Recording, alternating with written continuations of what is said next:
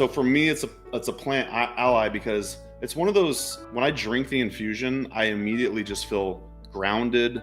I feel deeply nourished, and I'm sure it's from all of those minerals that it packs in it. If I go without taking oat straw for a long period of time, I really notice that my body starts to crave it. Hello and welcome to the Herbs with Rosalee podcast, a show exploring how herbs heal as medicine, as food, and through nature connection. I'm your host, Rosalee de la Forêt. I created this YouTube channel to share trusted herbal wisdom so that you can get the best results when relying on herbs for your health. I love offering up practical knowledge to help you dive deeper into the world of medicinal plants and seasonal living. Each episode of the Herbs with Rosalee podcast is shared on YouTube as well as your favorite podcast app. Transcripts and recipes for each episode can be found at herbswithrosaleepodcast.com or through the link in the video description. Also in the video description, you'll find other helpful resources. For example, to get my best herbal tips, as well as fun bonuses, be sure to sign up for my weekly herbal newsletter. Okay, grab your cup of tea and let's dive in. I'm excited to bring you this conversation with Mason Hutchison.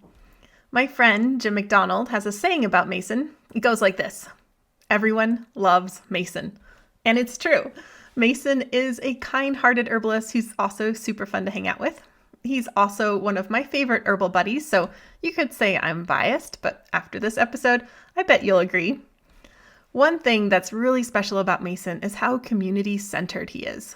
As you go through this episode, you'll undoubtedly notice that he's constantly mentioning other people, whether it's herbalists that he's learned from, herbal product makers, farmers, you name it. You can also see that intertwined through all the work that he does in the herbal world. For those of you who don't know Mason, he's the founder of Herb Rally, a podcast and website that promotes herbalism, education, and events. He's the co-organizer of one of the longest-running herbal events in the U.S., the Brighton Bush Herbal Conference. He is also on the board of directors for the Eugene Tea Festival. Mason was the Events and Marketing Strategist for Mountain Rose Herbs for over a decade. His day-to-day work involved organizing community events such as the Free Herbalism Project, as well as attending herbal conferences throughout the country. He has completed herbalism apprenticeships at the Columbines School of Botanical Studies and the Arctos School of Herbal and Botanical Studies. Mason is a husband, proud father, avid chess, basketball, and ping pong player, spring water gatherer, and an enthusiast in the art of frugal nutrition. Well, welcome, Mason. I'm so glad to have you on the podcast. Thanks for having me. Yeah, I'm just excited to have a conversation with you, and I wish we were doing it in person as we have so many times before, like we're pre-herbal conference or free Herbalism Project, but it's nice to be able to do it this long distance as well. And I think let's start out. I would love for you to tell us how young Mason found the world of plants and herbalism. Yeah, so it's interesting. I'm always kind of curious, like, did people have these like idyllic nature-based backgrounds growing up? And I'm finding out more and more that a lot of people, they're not like, this isn't like, they don't know it's their path immediately all the time. And that's the way it was for me. I would say I had a pretty standard American upbringing, I suppose. But I would say I found herbalism around the age of 18. And I kind of found it through a couple ways. I would say primarily through nutrition. I started becoming very like obsessive about the whole nutrition world, and that was via weightlifting. I was really into like going to the gym and lifting weights and stuff like that. So that really spawned an intense passion for nutrition. I thought I was going to be a dietitian. I also have grown up, most of my life I've had really intense like depression, and I found out what you put in your body actually affects your mood. And so that was kind of a catalyst as well. And once I started shifting my diet away from like, say, your standard American diet, my mood started elevating. So between lifting weights, that whole world, to helping just feel better in general, nutrition kind of pushed me along, which then led to traditional Chinese medicine and like tonic herbs and that kind of thing. And I was probably around 18, 19 when all this started going down for me. Um, yeah, I was like obsessed with, say, goji berries, hoshuwu, romania, Mhm. all this stuff, and I would buy it from Mountain Rose Herbs at the natural grocery store, and that's kind of like the original interest in herbs was, I'd say, traditional Chinese medicine, probably Ayurveda as well. And how did you find that information? Like, were there particular books or just sources of information? You know, you're 18, so this is what, like 1984 or something? That was the year I was born, actually, but yes, yeah, just right after high school, I'd say, which was 2003. Yeah, I found books, the internet probably, I'm guessing, but yeah, definitely books. Like I said, Ron Teagarden's Traditional Chinese Medicine. I would just devour Mm, that. Yeah, Ron Teagarden's book definitely was influential. And then I know one of your teachers, KP Khalsa, right? Like you studied with mhm, KP, yeah. mhm. So I started looking up herbal classes in Eugene, and KP actually lives in Eugene. So I did probably like a 6 or 8 week course with him at Lane Community College, and I was just loving it. And KP has like the best sense of humor, so he would just have this super dry wit, and he really got me kind of into that Ayurveda world. And like I said before, I was buying herbs from Mountain Rose Herbs, and I know that they moved from Pleasant Hill to Eugene, and I was kind of going through like a lot of life transitions at that point anyways, and I said, "You know what? I'm going to quit this whole dietitian thing," because I was a dietitian aide at the time, um, at the hospital, and I said, "I'm going to get a job at Mountain Rose Herbs." And I decided to just kind of fully invest my entire life and being into this whole herbalism world. Um, Also, at the same time around then, I started listening to John Gallagher and Herb Mentor Radio. I just devoured all of those episodes as well. It was really fun. I felt like I was getting to know all of the herbalists through these hour-long episodes. I would kind of learn the different herbalists' ticks and specialties and all that, and that was super fun. So yeah, I would say books, KP Khalsa, Herb Mentor, and then eventually I ended up taking an apprenticeship at the Columbines school, and that was right around the time I started at Mountain Rose Herbs as well. And that's with Howie is the head instructor there. Yep, it was Howie Brownstein, and Stephen Yeager was co-owner at the time as Mm. well. Okay. Yeah. Do you remember how we met, Mason? I don't know that I do. It seems like we've just been friends forever. I don't know. Probably at a conference. We probably met at a conference, but I just can't remember. Yeah. Would you think an international herb symposium, perhaps? Yeah, Yeah. maybe. Yeah, maybe. But probably at least That 10 was the years. other thing. Yeah, I would say so. Once I got a job at Mountain Rose Herbs, my job there was doing the events. So I was going to all these different herbalism events, and that definitely blew it wide open for me as well. Yeah, let's hear more about that because I bet people would like to hear about, like behind the scenes work at Mountain Rose Herbs at the conferences. Oh, I mean, it was my favorite part of the job. So for close to a decade, I mean, I was helping organize the sponsorships as well as the tabling and boothing. We also had our own event, the Free Herbalism Project. Um, It's amazing. I just want to interject for Herbalism Project. Amazing. Sometimes online, sometimes in person. It's which always you've taught. I think you might have been the first person to teach at two Free Herbalism projects. yeah, I So should add that to my bio actually. first and only, perhaps. But yes, yeah, it was just incredible to get to early on listening to the Herb Mentor Radio and just kind of feeling like I almost knew these herbalists, to then get to go and represent this company that I loved and get to associate with all of these herbalists and meet them in real life. And um, no, I just felt super blessed to get to do that for so long. Yeah, and no small task, how, like, sending all the stuff, and the Mountain Rose Herbs booth was always so great. I felt like that was, like, where the cool kids hang out, so naturally, I was always there. Yeah, totally. Yeah, and in the early days, I had you might remember, really long hair and a I long do beard, remember, and yeah, I had toe shoes. I remember being at the Mother Earth News Fair, and this couple came up to me and they're like, "Hey, can we get a picture of you?" Like almost as if I was like some, like prop or something. Like I don't know. I think they were just blown away by how much of a hippie I was. yeah. Well, That is hilarious. They don't get out much, I'm guessing, for that situation to happen. I was like, sure, but it was fun. Well, when I think of you, I often think of hops Mm. because we have enjoyed some hoppy beverages together once or twice over the years. And I also think of oats, Avena sativa. So I'm excited that you chose that and excited to hear your thoughts on Avena sativa and its many gifts.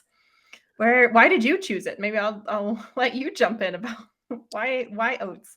Yeah, so well, and thanks for letting me do it too, because I know you had another guest previously that did oats as well. And it's just, we talk about herbal allies. This is easily probably the herb I've consumed the most, primarily in oatmeal and oat straw form. But I don't know if I told you this or not, but when I knew I was going to be on your show, I was like, I'm going to do some sort of Avena sativa challenge for myself. So for Mm. 30 days, I drank oat straw infusion.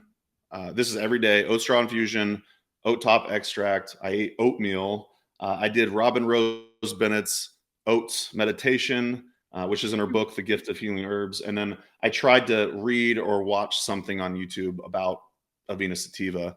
So I was really trying to immerse myself beforehand. And part of that was probably due to the fact that I was like, well, I consume a lot of oat straw infusion, but I'm not sure how much I'm actually going to be able to offer as far as herbal teaching on this plant, but maybe I'll surprise myself. But I will say, so for me, it's a plant ally, because it's one of those, when I drink the infusion, I immediately just feel grounded.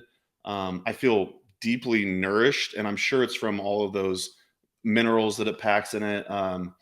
It's funny. So other than oat straw, I'll notice maybe I have a sensitive constitution or something, but when I have like a nettle infusion, it will legitimately give me insomnia if I have it too late in the day. I find it to be too stimulating. Mhm. Whereas, oat straw is much more grounding. And yeah, if I go without taking oat straw for a long period of time, I really notice that my body starts to crave it. Hmm. Yeah. Well, I just want to back up a sec with your oat straw immersion. Yeah. I love that so much. And I think like if we just stopped there and we're Yeah. just like, okay, that's what Mason has to share is that you recommend that people do an oat straw immersion for a month or however long.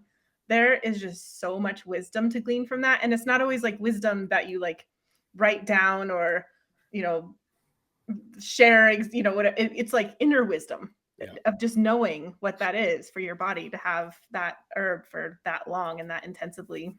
Yeah. So highly recommend that. We should do a challenge. People write in the comments, let us know, how is your oat straw challenge going? I totally agree. It's one of those things where you don't want to just blanket statement and be like, everybody should drink oat straw, but I'm like, everyone should drink oat straw.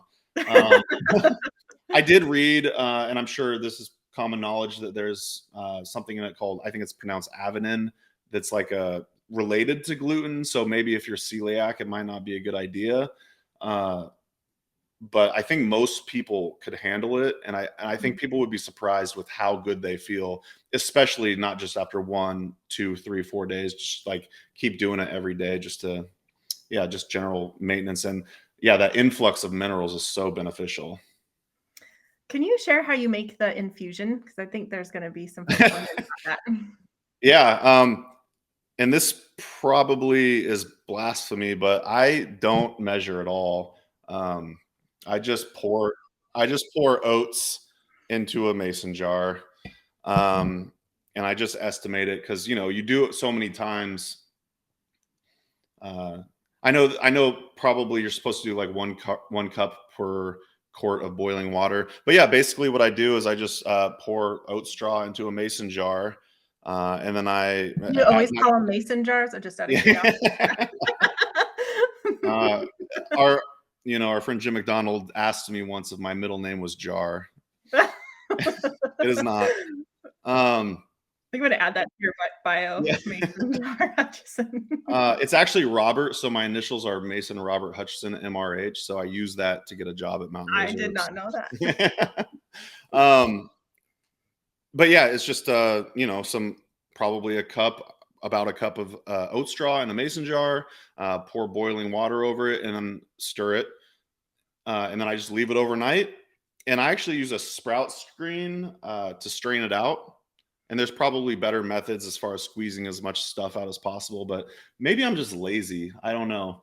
But and I don't know if you could speak to this or not, but I've heard some people say you have to cap the infusion, and I don't see why that would be the case. I think perhaps maybe if there's aromatics or something, but I'm just trying to get that mineral content. Hmm. I don't even cap it. I just leave it open, and then I wake up in the morning, I strain it out, and I sip it on it throughout the day, and I think it's delicious. It Yeah, is delicious. Yeah. yeah, Yeah. I don't cap either. I will put like a towel or something over it and it kind of like keeps the warmth in for longer and hmm helps my double Virgo sensitivities just feel like it's, more proper to fair cover enough. it. I just like cover it with a cloth. So I Okay. don't know. Like these idiosyncratic things we do, right? Because you just do it for a while and you find out what works for you. And so we can take like the standard recipe or the rules to do something, but over time, everyone's going to develop their own habits and ways of doing it. And that is like 100% good. That's exactly right. I mean, in the end, if you're not doing it based on it being too complicated, then you're not actually consuming the herb and you're not getting any benefit out of it. So I think my way is good enough, and I'm pretty religious about it. I do it almost every night. I'll switch up the herbs, of course, but oat straw is definitely my go-to. Hmm. Yeah, Can I bring up your robbery? Is that okay? of course. Yeah, Yeah. So, yeah, that's part of it too, actually. yeah, so this was kind of like this is just something I noted is Mhm. that so recent for those of you who may not know, Yeah. recently Mason was with his wife Amanda traveling in California. And I'll just tell your story. Should I just tell it? Please, you can add it. Well, I just want to make sure the point is made correctly that we're laughing, but it was actually very sad. They stopped for like a half an hour, parked in the middle of the day in a crowded area, locked the truck up, left to go get a coffee, Yeah. came back to a busted window, and all of their camera equipment and computers all just gone, like in broad daylight. So, I hear about it from Mason, and this he's like, it's devastating. We lost footage of herbalists that they had been taking, lost $10,000 worth of equipment, every single piece of clothing that Mason owns gone. But Mason says, but they didn't take the oat straw, so at least there's that. And that was just like hilarious amidst the sadness. Uh, yeah. Yeah, and I was actually doing the oat straw challenge throughout that time, and it was funny. I actually made some. This isn't a true infusion, but I worked with what I had in the hotel room we stayed at. I made a really janky oat straw infusion with some tap water, but I was like, I got to keep it going. So Oh, look at that commitment. Yeah. Yeah, so totally crappy experience, but I love that there's the silver lining of they didn't take the oat straw. yeah, And then just to not be a cliffhanger, the herbal community really came together. And although the footage can never be replaced, you're able to get monetary donations. So you're able to get back on the road and get camera equipment and laptop together. So that was just really awesome. It's just so heartwarming to see all these little donations add up from all over. And yeah, it's great. and honestly, Rosalie, I can't thank you enough. You spearheaded the GoFundMe for us, which, yeah, I mean, I'm getting goosebumps right now. Oh, It was incredible to, because you end up being kind of in your own little bubble, and then it's like, oh my goodness, just so many people came forward and helped out, and it was just it was definitely the other silver lining besides the oat straw was to feel like that tight knit community, you know. mhm. Yeah, So absolutely. yeah. Yeah, well, it was such a little part on for me to play. It was really everyone coming together, and I think I'm just like I'm good in an emergency because I'm just very practical minded. So I'm kind Yeah. of like I'm just ready to like do the practical thing. So yeah.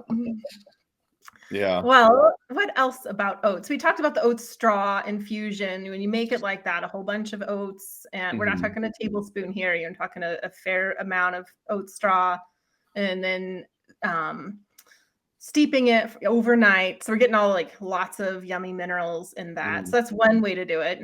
And then you've also mentioned milky oats extract. I think you mentioned as well. So Yeah, so I bought a few different bottles from different brands, Boho Boto here in Eugene, as well as Mountain Rose Herbs, and then I also stopped at a Arcata, um, their herb shop, Moonrise Herbs, and wait, let me get that right. Yeah, Moonrise Herbs. Um, and yeah, so I just bought a bunch of different fresh milky oats extract. And like I said before, I've taken it here and there just for funsies, but I never really incorporate it into my daily life. And after reading about it, I'm like, oh my goodness, this is definitely the herbal medicine that I need. Mhm. For feeling frazzled, stressed, down. I know it's super good for the nervous system. Um, I will say, taking the oatstraw infusion, I feel it like deep in me. I'm not sure I'm necessarily feeling that from the tincture of the milky oat tops, but I could feel good knowing that all these herbalists use it all the time for that. So I'm sure I'm getting benefit out of that as well. Mhm.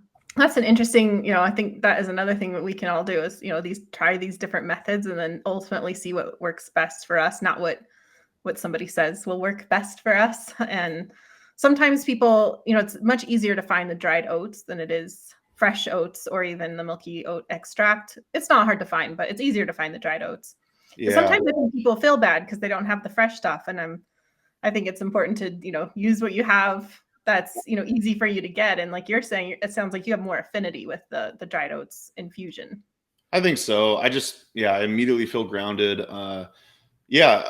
And besides that, I do you want to keep talking about the oats extract or the other stuff too? Oh, all of it. Okay, cool. um, Definitely recommend checking out the oat meditation with Robin Rose Bennett.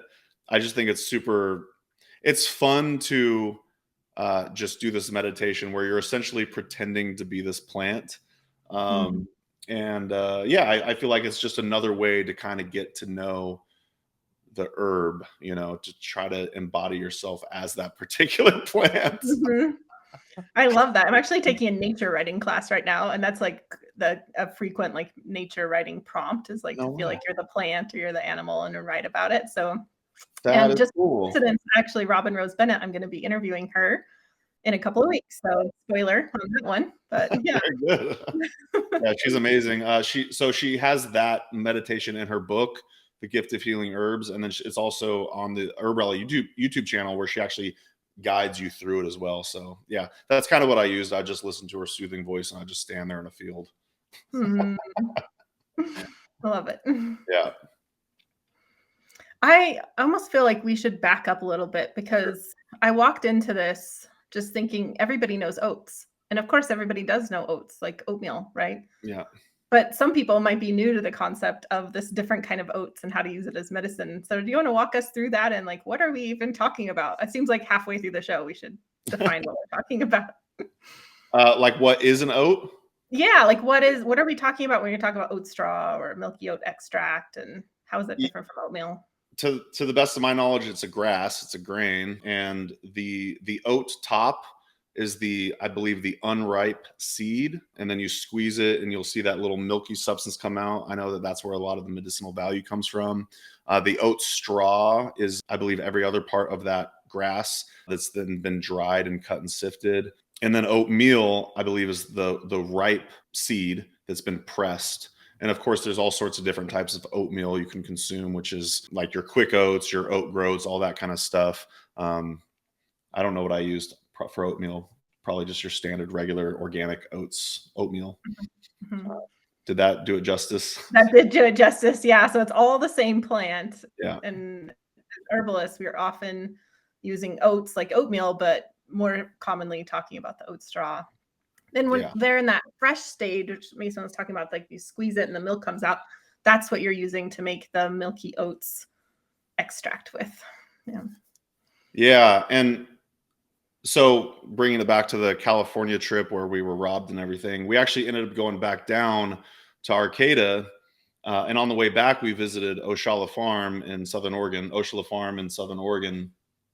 and uh, we were hanging around their farm and just walking over, and there was a giant plot of just what looked like grass essentially. And I was joking, "Oh, is that your grass field?" And it was kind of embarrassing because it was their oat field. So yeah, it just looked like a bunch of grass. But it was, once I saw it, I was like, now I get to hang out with the oats, so. Yeah. Did that help with the meditation? Yeah. Get a sense of that. Exactly. I mean, I know what it looks like when it's fully grown, but it just looked like this short grass. Mhm. Yeah. Mhm. Yeah. Well, you have a recipe for us, which I found really fascinating because, of course, I've had oatmeal in my life, but it's always sweet. And you have a savory oatmeal for us. So I want to hear more about the Savory Miso Oatmeal. Yeah. So to be quite honest, I do actually make oatmeal savory in a savory form on a regular basis. And for some reason, when I knew I had to make a recipe for Rosalee, I was like, oh, I kind of want to make it a little more special and funky. But yeah, typically what I do is instead of using water to cook oatmeal, I'll use a broth of some sort, like bone broth or whatever. You could use any kind of broth. And yeah, to flavor it, I always then put some sort of like fried egg or something on it with some sort of pickled vegetable as well. And the test is Amanda likes it as well, and she's kind of more of a normal person when it comes to eating. So if she likes it, it's good. So I'm just trying to preach savory oatmeal because I think it's underutilized and not many people do it. But for the recipe that I did for the podcast, yeah, we did it with bone broth, miso, kimchi, uh, shiitake mushrooms with some tamari and honey and stuff like that. So I was just trying to get fancy and show off. It's very fancy. Kind of reminds me actually of like a traditional Chinese medicine tonic soup. It's like so deeply nourishing. I could see having that like as you're recovering from an illness or just if you're feeling depleted, because it'll be really easy to digest and Yeah. filled with all sorts of nutrients, very comforting. Yeah. Yeah. It was interesting when I think I mentioned during the oat challenge for the 30 days, I was trying to read or watch YouTube videos. You'd be shocked at how many doctors on YouTube say how bad oatmeal is for you. Hmm. And and I don't know if it's like a carb thing or something. I've eaten my whole life. I really vibe with it. So I guess just listen to your body. Um, I don't know. I think it's full of vitamins, minerals, and fiber and all that good stuff too. Mhm. So plus it's really cheap. So I think that's accessible that way.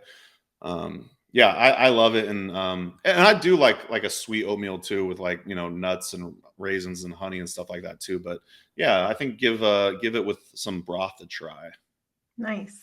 Yeah. I also love oats and I don't buy into oatmeal and I don't buy into them being bad at all. Like you said, they're so full of nutrients as Yeah. well as fiber, which I think fiber is just so underrated. Yeah. More and more research is coming out showing that how much fiber we eat determines the health of our gut flora way more than taking probiotic pills does. So, About and it. it needs to be a lot of fiber and a lot of different kinds. But one thing I love about oats is oat bran. Mm. We go through a lot of oat bran. Like there's hardly anything we make. Like we'll make waffles or cakes or bread. Always has oat bran in it because nutritious, lots of fiber. So Yeah. big fan. Yeah, I maybe I need to do a 30-day oat bran challenge, but I didn't consume any of that. Although I will say our friends Heidi and Ethan just made us some buns the other day. We had a sandwich with them and they made it out of oat flour. So yeah, it's very Oh, nice. versatile too. Yeah. Nice. Well, I'll send you some recipes. I've got the astragalus shiitake cookies. I put oat bran in Oh there. wow. That's amazing. Yeah. Yeah. Yeah. I put them in my oat cakes. Yeah. Oat bran goes in practically everything at our house. That's awesome. Would you have anything else you'd like to share about oats? Hmm. Yeah, I think just bringing it back to what you said, if you've never tried an oat straw infusion, I would just recommend. It's super easy to make, and just try it for a week or so and see how you feel. Unless you have, concerns about celiac and that kind of stuff. But yeah, Yeah, and something about that too. Definitely, there's the celiac concern. As far as herbs go, when you're getting oat straw and milky oats, those are most often grown on herbal farms who aren't also processing wheat because sometimes there's that problem of contamination because people who grow oats often grow wheat, and if they don't separate them very carefully, then they can be cross-contaminated. hmm, So with milky oats and oat straw, you always want to be careful, go slow and see how you do, but there isn't as much concern about cross-contamination when it's coming from an herb farm like that. true. Yeah. And I'm excited to hear about people's oat straw immersion. I think that'd be a fun thing to hear from folks. And Yeah. it is so deliciously yummy. I love it cool. I love Hmm. it in the summertime, like cold. That Yeah. is delicious. It's so like it has a little bit of demulcency to it. And so it's just like soothing, coating when it's super hot and dry here. Oh, it's so good. Hmm. Yeah. Well, Mason, I would love to hear what projects that you have going on right now.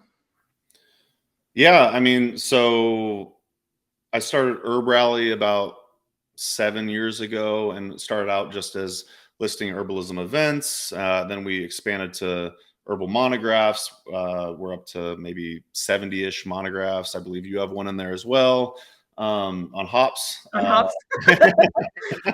And then it morphed into the podcast.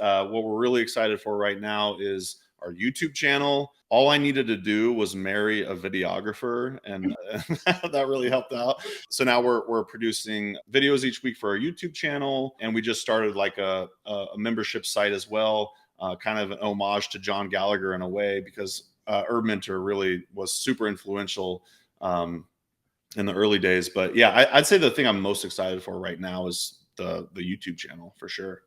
Oh, cool. So, Yeah. yeah, so you've got Herb Rally, which is a must check out for everybody. And then within that, it's like the herbrally.com. And within that, it's this umbrella of all these fun ways that you're sharing about herbs. And tell me about your freebies section, because I think folks will be interested in that. Sure. Yeah. I mean, so basically, if you go to herbrally.com, on the top little navigation bar, it says freebies right there. And you could sign up for the email newsletter, and you'll get access to these herbal freebies. One of them is a calendula ebook by Rosalee de la Forêt. Oh, you did it. Yeah. Good.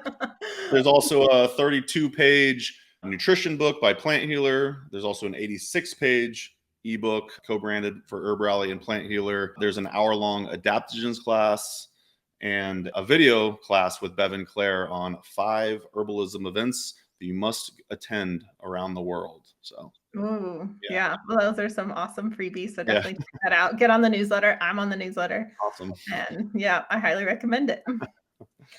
Well, Mason, the last question I have for you is the question I ask everybody in season 4. And that is, what do you know now that you wish you had known when you had just started working with herbs? Yeah, and I deliberately didn't listen to any other answers because I didn't want it like affecting with what my answer might be. So it's going to be fun for me to go back and listen to. And I actually struggled with this question at first, and then I realized, oh, it's probably what I tell every beginning herbalist, which is basically herbalism and herbs are more than just cut and sifted dried plants. Mhm.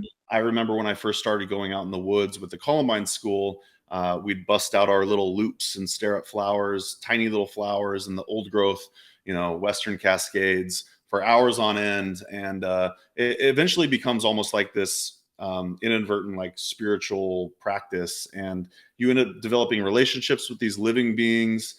And then every spring and summer when you see them pop out, you'd be like, hey, I know you. And it ends up becoming like this relationship thing with the plants, as opposed to just kind of this like sterile. I love apothecaries and I love going to herb shops and stuff like that and checking out all the herbs and that kind of thing. But I don't think anything really beats getting out into nature and developing relationships with these plants one-on-one in their natural environment. And that goes also, I'd say, I don't have much experience with gardening herbs, but also gardening herbs and tending to your own garden and that kind of thing, if you can do that.